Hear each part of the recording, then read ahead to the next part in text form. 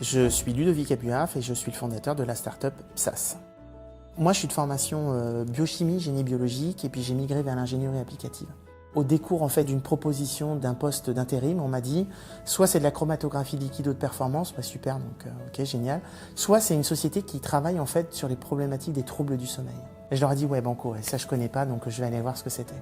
Et à partir de là, j'ai plus jamais lâché. Le nombre de patients potentiels souffrant d'un syndrome d'apnée, c'est en fait 24 millions de personnes. Il y a peu de médecins, il y a 3500 praticiens qui font du sommeil en France. Il faut quand même qu'on fasse quelque chose. Ça, c'est un écosystème de solutions qui vise à digitaliser en fait un pan de la médecine, en l'occurrence la médecine du sommeil.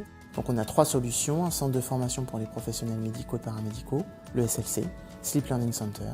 Hypnos, donc la solution de téléscoring, elle c'est plutôt pour accélérer le travail des médecins. L'objectif c'est de passer par un portail où les données sont récupérées, elles sont traitées et analysées donc à terme par une intelligence artificielle validée médicalement parlant.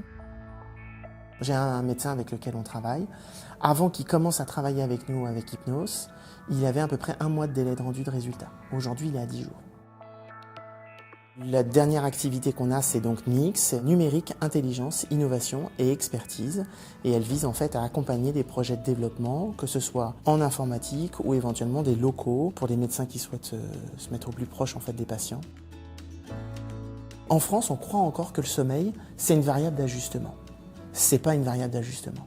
C'est ce qui fait toute la différence. C'est-à-dire quelqu'un qui est plus reposé, notamment chez les grands sportifs, c'est ceux qui performent le mieux.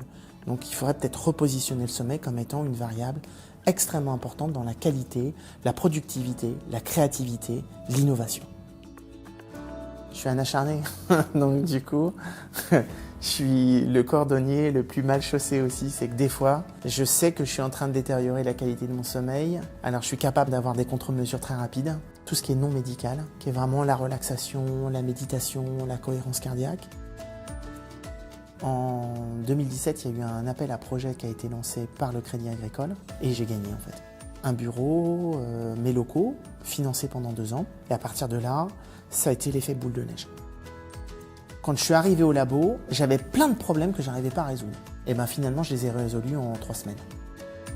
Moi, je suis tellement bien au labo que je garde mon siège social donc, qui est dans le 41, mais la totalité des locaux maintenant, c'est-à-dire là où tout le monde va se retrouver, c'est au labo à Orléans.